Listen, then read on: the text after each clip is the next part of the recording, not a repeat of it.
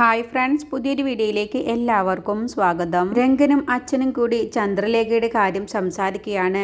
ചന്ദ്രലേഖയുടെ അച്ഛനെ ഇവിടേക്ക് വിളിച്ചു വരുത്തേണ്ട ഒരു കാര്യവുമില്ല. സിദ്ധുവിനെ കാണാതായതിന് എന്തിനാണ് ചന്ദ്രലേഖയുടെ വീട്ടുകാരെയൊക്കെ അറിയിക്കുന്നത് എന്ന് രംഗൻ ചോദിക്കുകയാണ്. ഇതിനൊക്കെ കാരണം പ്രേമയാണ് ആ ചന്ദ്രലേഖയ്ക്ക് ഓരോന്ന് പറഞ്ഞ് എരിപിരി കയറ്റുന്നതും ഓരോ മോഹങ്ങൾ കൊടുക്കുന്നതും എന്നൊക്കെ രംഗൻ പറയട്ടോ. അപ്പോഴാണ് അവിടേക്ക് പ്രേമ വരുന്നത്.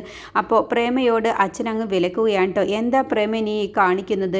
നീ എന്തിനാണ് ആ കുട്ടിയോട് ഓരോ കാര്യങ്ങളൊക്കെ പറയുന്നത്? നമ്മുടെ വീട്ടിലെ കാര്യങ്ങളൊന്നും വെറുതെ പുറത്തുള്ളവരെ അറിയിക്കേണ്ടതില്ല എന്ന് പറയുമ്പോൾ അതെന്താ അച്ഛൻ അങ്ങനെ പറഞ്ഞത്? സിദ്ധുവിനെ കണ്ടുപിടിക്കാൻ ചന്ദ്രലേഖയുടെ അച്ഛന് കഴിയും, അതുകൊണ്ടാണ് അങ്ങനെ സംസാരിച്ചത് എന്നൊക്കെ പറയുകയാണ് കേട്ടോ. ദേവിക കാരണമാണ് സിദ്ധു ഇങ്ങനെ ആയത് തന്നെ. ദേവികയാണ് സിദ്ധുവിനെ വഴി തെറ്റിക്കുന്നത്. അതുകൊണ്ട് ചന്ദ്രലേഖയുടെ അച്ഛൻ വിചാരിച്ചാൽ ദേവികയെ ഒന്ന് കണ്ട് സംസാരിക്കാൻ കഴിയുമെന്ന് പറയുമ്പോൾ ചന്ദ്രലേഖയെ വിളിക്കാൻ വേണ്ടി പറയുകയാണ്. അപ്പോൾ രംഗം പറയുന്നുണ്ട്, പ്രേമേ നീയാണ് ആ ചന്ദ്രലേഖയുടെ മനസ്സിലേക്ക് വെറുതെ ഇല്ലാത്ത കാര്യങ്ങളൊക്കെ പറഞ്ഞു കൊടുക്കുന്നത് എന്ന് പറയട്ടോ. അങ്ങനെ അച്ഛൻ വിളിച്ച പ്രകാരം തന്നെ ചന്ദ്രലേഖ വരികയാണ്.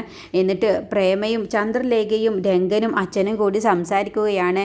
ദേവിക നമ്മുടെ ആരുടെയും ശത്രുവല്ല. ദേവികയുടെ നല്ല മനസ്സുകൊണ്ടാണ് എൻ്റെ മോൻ ഇന്നും ജീവിച്ചിരിക്കുന്നത്. മോള് വെറുതെ മോളുടെ അച്ഛനോട് ഇക്കാര്യമൊന്നും പറയണ്ട എന്ന് പറയുമ്പോൾ അതിന് അച്ഛൻ ദേവിക സിദ്ധുവേട്ടനെ വഴി തെറ്റിക്കുന്നുണ്ട് എന്ന് മനസ്സിലാക്കിയത് കൊണ്ടാണ് ഞാൻ അച്ഛനെ വിളിച്ച് സംസാരിച്ചതും. അച്ഛൻ ദേവികയെ കണ്ട് സംസാരിച്ചാൽ ഈ പ്രശ്നത്തിനൊരു പരിഹാരമുണ്ടാവും, അതുകൊണ്ടാണെന്ന് പറയുമ്പോൾ ഇല്ല, ഈ വീടിനെയും സിദ്ധുവിനെയും വഴി തെറ്റിക്കുന്നത് ദേവികയൊന്നുമല്ല. അപ്പോൾ രംഗം പറയണ, ഈ നിൽക്കുന്ന പ്രേമയാണ് എല്ലാ കാരണത്തിനും എല്ലാ പ്രശ്നത്തിനും തുടക്കം. ഇവൾ ഓരോന്ന് പറഞ്ഞിട്ടാണ് ഇങ്ങനെയൊക്കെ ചന്ദ്രലേഖ സംസാരിക്കുന്നത്. ദേവിക ഈ വീട്ടിലെ ശത്രുവല്ല എന്ന് നീ ആദ്യം മനസ്സിലാക്കണം എന്ന് പ്രേമയോട് പറയട്ടോ.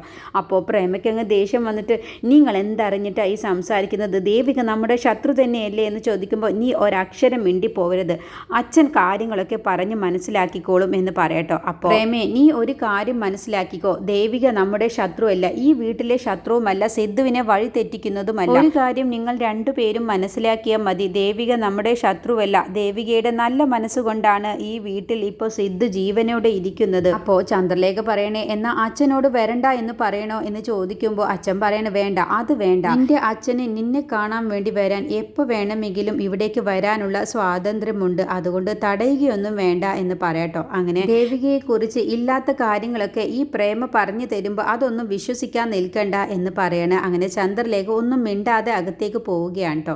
അപ്പോൾ പ്രേമയോട് രംഗനും അച്ഛനും പറയുകയാണ്, ഇനി മേലിൽ നീ ഓരോന്ന് ഇല്ലാത്ത കാര്യങ്ങൾ ആ കൊച്ചിൻ്റെ മനസ്സിലേക്ക് പറഞ്ഞു കൊടുക്കണ്ട എന്ന് പറഞ്ഞ് പ്രേമയോടും അച്ഛൻ കുറച്ച് ദേഷ്യത്തിൽ സംസാരിക്കാൻ കേട്ടോ. അങ്ങനെ പ്രേമ ദേഷ്യം പിടിച്ച് അവിടെ നിന്നും പോവുകയാണ്. ഇങ്ങേര് അച്ഛൻ്റെ മനസ്സിലേക്ക് ഓരോന്ന് വിഷം കുത്തി വെച്ചിട്ടാണ് ഇപ്പോൾ ഇങ്ങനെയൊക്കെ അച്ഛൻ സംസാരിക്കുന്നത് എന്നുള്ള ഭാവത്തിൽ രംഗനെ ഒന്ന് തുറിച്ചു നോക്കിയിട്ടാണ് കേട്ടോ പ്രേമ പോകുന്നത്. അപ്പോൾ രംഗം പറയുന്നുണ്ട്, കുഞ്ഞളിയൻ കുറച്ച് ദിവസം ഈ വീട്ടിൽ നിന്നും മാറി നിന്നു എന്ന് കരുതിയിട്ട് ഇത്രയ്ക്ക് വലിയ പ്രശ്നം ഉണ്ടാക്കേണ്ട ഒരു ആവശ്യവുമില്ല. പ്രേമ ഓരോന്ന് വലിയ പ്രശ്നങ്ങളാക്കി മാറ്റുകയാണെന്നൊക്കെ പറയുമ്പോൾ അച്ഛന് രംഗം പറയുന്നതിലും കാര്യമുണ്ട് എന്ന് മനസ്സിലാവണം. പിന്നീട് ശരവണനും ശരത്തും കൂടി സംസാരിക്കുകയാണ്. സിദ്ധാർത്ഥിനെ എത്രയും പെട്ടെന്ന് കണ്ടെത്തിയ ശേഷം അവനെ കൊന്നു കളയണമെന്നാണ് അവർ സംസാരിക്കുന്നത്. ഇതുവരെയും നിനക്ക് കണ്ടെത്താൻ കഴിഞ്ഞില്ലല്ലോ, നിനക്ക് വലിയൊരു ഗ്യാങ് ഉണ്ട് എന്നൊക്കെയല്ലേ നീ എന്നോട് പറഞ്ഞത് എന്നൊക്കെ ചോദിക്കുമ്പോൾ ശരവണൻ പറയണ, ഞാൻ ഒരുപാട് ഹോട്ടലുകളിൽ അന്വേഷിച്ചു, പക്ഷെ അവിടെയൊന്നും വക്കീൽ എത്തിയിട്ടില്ല എന്ന് പറയുമ്പോൾ ശരത്ത് പറയണ, അതൊക്കെ ഞാനും അന്വേഷിച്ചതാണ്. അപ്പോൾ ശരവണൻ പറയണേ, എനിക്ക് വക്കീലിന്റെ കാറിന്റെ നമ്പറൊക്കെ അറിയാം, വക്കീൽ പൊന്മുടി റോഡിലൂടെ പോയതിന് എനിക്ക് തെളിവ് കിട്ടിയിട്ടുണ്ട് എന്ന് പറയുമ്പോൾ അങ്ങനെയാണെങ്കിൽ അവിടെ ഒരുപാട് വീടുകൾ ഒഴിഞ്ഞു കിടക്കുന്നുണ്ട്, ഫാം ഹൗസുകളുമുണ്ട്, അവിടെയൊക്കെ ഒന്ന് അന്വേഷിച്ചു നോക്കി. എന്തായാലും വക്കീൽ വീടിനകത്താകുമ്പോഴും വക്കീലിന്റെ കാറ് പുറത്താകുമല്ലോ, അപ്പോൾ പിന്നെ അയാളെ നമുക്ക് കണ്ടെത്താനും കഴിയും. എന്നിട്ട് എത്രയും പെട്ടെന്ന് അയാളെ ഇല്ലാതാക്കണം, എന്നിട്ട് ഏതെങ്കിലും റെയിൽവേ ട്രാക്കിൽ കൊണ്ടുപോയി തള്ളണം. വക്കീൽ മരിച്ച അതുകൊണ്ട് എനിക്ക് ഒരുപാട് ഗുണമുണ്ട്. ഒന്നല്ലെങ്കിൽ ഡോക്ടർ നിരഞ്ജനാണ് ചെയ്തതെന്ന് പറയാം, അല്ലെങ്കിൽ ദേവികയാണ് ചെയ്തത് എന്ന് പറയാം, അതുമല്ലെങ്കിൽ വക്കീലിൻ്റെ വീട്ടുകാരാണ് ചെയ്തത് എന്നൊക്കെ പറയാം. അങ്ങനെ ഒരുപാട് ഗുണങ്ങളുണ്ട്. നിത്യയെ തലക്കടിച്ച് വീഴ്ത്തിയ ശേഷം വക്കീൽ ആത്മഹത്യ ചെയ്തതാണെന്നും പറയാം. അങ്ങനെ പല കാര്യങ്ങളുമുണ്ട്. അതുകൊണ്ട് എത്രയും പെട്ടെന്ന് ശരവണ നീ പോയിട്ട് വക്കീലിനെ കണ്ടുപിടിക്കണം എന്ന് പറയട്ടോ. അപ്പോൾ ശരവണൻ ചോദിക്കുകയാണ്, അല്ല ഇതൊക്കെ ചെയ്തിട്ട് എനിക്ക് എന്താണ് കാര്യമുള്ളത് എന്ന് ചോദിക്കുമ്പോൾ, നിനക്ക് കാര്യം പൊന്നുമണി നീ സ്വന്തമാക്കിക്കോ, അത് ഞാൻ നിന്നോട് ആദ്യമേ പറഞ്ഞതല്ലേ, പിന്നെ എന്താ ഇത്ര സംശയം എന്ന് പറയുമ്പോൾ ശരവണന് ഒരുപാട് സന്തോഷാവാൻ കേട്ടോ. പിന്നീട് ദേവിക സിദ്ധുവിനെ കുറിച്ച് ഇങ്ങനെ ആലോചിക്കുകയാണ്. ശരത്ത് പറഞ്ഞ ഓരോ വാക്കുകളും ദേവിക ആലോചിക്കുകയാണ് കേട്ടോ. ശരത്തിന്റെ ആ സംസാരത്തിൽ വക്കീലിനെ കൊന്നുകളയുമെന്നാണല്ലോ അവൻ സംസാരിച്ചതിന്റെ അർത്ഥം എന്നിങ്ങനെ ദേവിക മനസ്സിൽ ചിന്തിക്കുകയാണ്. എന്നിട്ട് ദേവികക്ക് ടെൻഷൻ ആവുകയാണ് കേട്ടോ. എന്നിട്ട് ദേവിക മനസ്സുരുക്കി പ്രാർത്ഥിക്കുകയാണ്, ഈശ്വര സിദ്ധുവിന് ഒരു കുഴപ്പവും വരുത്തരുത്, സിദ്ധു എവിടെയാണെങ്കിലും ഒരു അപകടവും വരുത്താതെ കാത്തോളനെ എന്നൊക്കെ മനസ്സുരുക്കി പ്രാർത്ഥിക്കുകയാണ്. പിറ്റേ ദിവസം കാഞ്ചനയും വിശാലും സംസാരിക്കുകയാണ് വക്കീൽ സിദ്ധാർത്ഥനെ കുറിച്ച്. ജയശങ്കർ തുടങ്ങാൻ പോകുന്ന ക്ലിനിക്കിനെ കുറിച്ചൊക്കെയാണ് കേട്ടോ സംസാരിക്കുന്നത്. 1 കോടി രൂപ ചെലവാക്കിയിട്ടാണ് ജയശങ്കർ ക്ലിനിക്ക് തുടങ്ങാൻ വേണ്ടി പോകുന്നത്. അത് പരാജയപ്പെടുമെന്നാണ് വിശാൽ പറയുന്നത്. അതിൻ്റെ മുന്നേ നമ്മൾ ഒരു ക്ലിനിക്ക് തുടങ്ങും എന്ന് പറയട്ടോ. അത് കേൾക്കുന്ന സമയത്ത് കാഞ്ചനയ്ക്ക് ഒരുപാട് സന്തോഷമാവാണ്.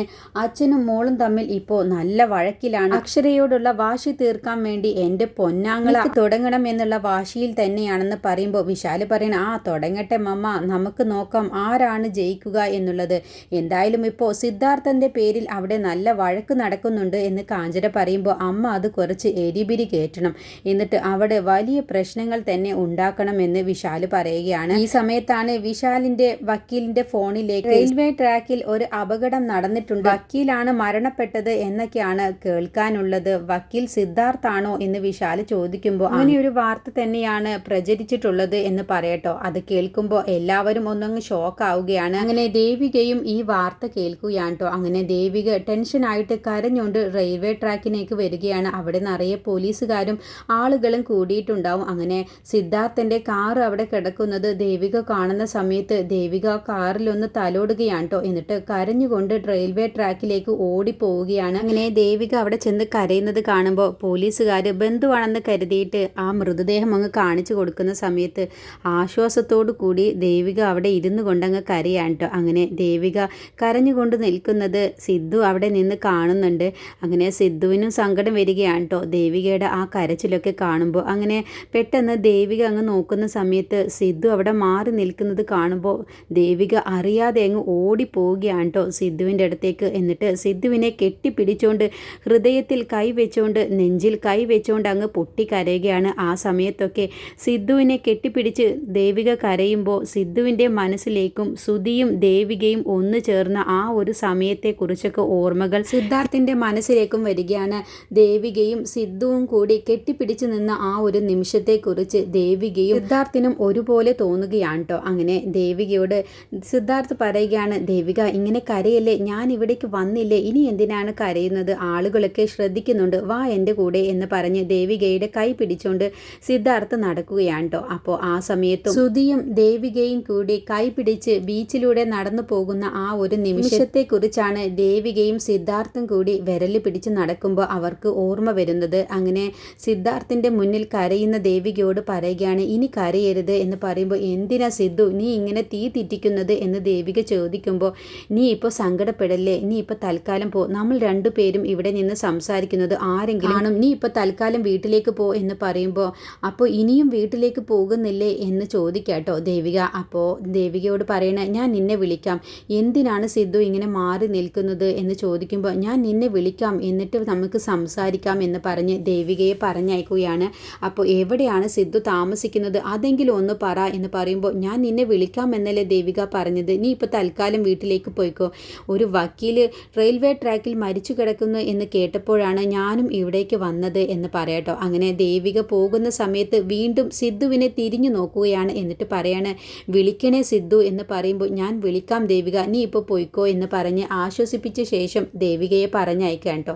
അപ്പോൾ സിദ്ധാർത്ഥ് ദേവികയോട് പറയണ, അപ്പോൾ എന്നോട് സ്നേഹമുണ്ടല്ലേ എന്ന് ചോദിക്കും. ദേവിക കരഞ്ഞുകൊണ്ട് സിദ്ധുവിനെ നോക്കുകയാണ് കേട്ടോ. എന്നിട്ട് പറയണ, എന്തിനാണ് മരുന്ന് പോലും എടുക്കാതെ സിദ്ധു പോയത്, ഈ സമയത്ത് മരുന്നൊന്നും കുടിക്കാതിരിക്കരുത് എന്ന് പറയുമ്പോൾ, അതൊക്കെ ഞാൻ വാങ്ങിച്ച് കഴിച്ചോളാം, നീ സമാധാനത്തോടെ വീട്ടിലേക്ക് പോയിക്കോ എന്ന് പറഞ്ഞിട്ടാണ് സിദ്ധു ദേവികയെ പറഞ്ഞയക്കുന്നത്.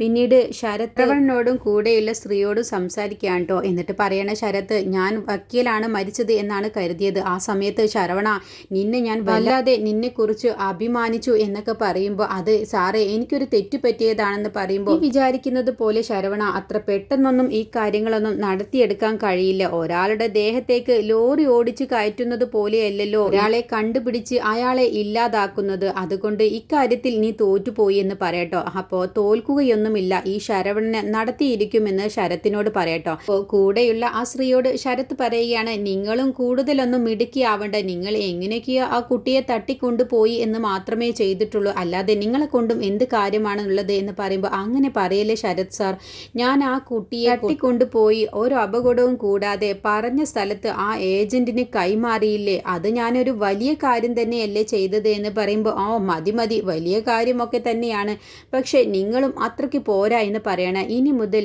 സിദ്ധാർത്ഥനെയും ദേവികയെയും ആ ഡോക്ടർ നിരഞ്ജനെയും പൊന്നുമണിയെയും ഒക്കെ നിരീക്ഷിക്കാൻ ഇനി ഒരാൾ കൂടി നമ്മളുടെ കൂടെ ഉണ്ടാവും. അയാൾ പറയുന്നത് പോലെയാണ് ഇനി നിങ്ങൾ ഓരോരോ കാര്യങ്ങളും ചെയ്യേണ്ടത് എന്ന് പറയട്ടോ. അപ്പോൾ ശരവണൻ ചോദിക്കുകയാണ്, അത് ആരാണ് എന്ന് ചോദിക്കുമ്പോൾ, അത് സ്ത്രീയാണോ എന്ന് ചോദിക്കുമ്പോൾ, അതെ അത് സ്ത്രീയൊക്കെ തന്നെയാണ്, അത് ആരാണെന്ന് ചോദിക്കുമ്പോൾ, അതൊന്നും നിങ്ങൾ അറിയേണ്ടതില്ല, പ്രഭാവതി എന്നാണ് അവരുടെ പേര്, അവർ പറയുന്നത് പോലെയാണ് ഇനി നിങ്ങൾ മറ്റുള്ള കാര്യങ്ങളൊക്കെ ഓരോന്നും പ്ലാൻ ചെയ്യേണ്ടത് എന്ന് പറയണം. പിന്നീട് ദേവികയുടെ ഫോണിലേക്ക് സിദ്ധാർത്ഥ് വിളിക്കുകയാണ്. എന്നിട്ട് സിദ്ധാർത്ഥിനോട് ചോദിക്കുകയാണ്, എവിടെയാണ് സിദ്ധു നീ ഇപ്പോൾ ഉള്ളത് എന്നൊക്കെ ചോദിക്കുമ്പോൾ, ഞാൻ എവിടെയാണ് ഉള്ളത് എന്ന് നിന്നോട് മാത്രമാണ് ദേവിക ഞാൻ പറയുന്നത് എന്ന് പറയട്ടോ. അപ്പോൾ വീട്ടുകാരെ അറിയിക്കണ്ടേ എന്ന് ചോദിക്കുമ്പോൾ, വീട്ടുകാരെ അറിയിക്കാനാണെങ്കിൽ എനിക്ക് നേരെ വീട്ടിലേക്ക് വിളിച്ചാൽ പോരെ, നീ മാത്രമാണ് ഞാൻ എവിടെയാണ് ഉള്ളത് എന്ന് അറിയാൻ പാടുള്ളൂ, പിന്നെ നീ എൻ്റെ അടുത്തേക്ക് വരണം, എനിക്ക് ദേവിക നിന്നെ ഒന്ന് കാണണം, ഞാൻ നിനക്ക് ലൊക്കേഷൻ അയച്ചു തരാം എന്ന് പറയട്ടോ. അപ്പോൾ ദേവിക ചോദിക്കുന്നുണ്ട്, അല്ല മെഡിസിൻ പോലും എടുക്കാതെയാണ് സിദ്ധു പോയത് എന്ന് പറയുമ്പോൾ, മെഡിസിനൊക്കെ ഞാൻ കഴിച്ചോളാം, കുറച്ച് ദിവസം മരുന്ന് കഴിച്ചില്ല എന്ന് കരുതി എനിക്കൊരു കുഴപ്പവും ഇല്ല എന്ന് പറയണ.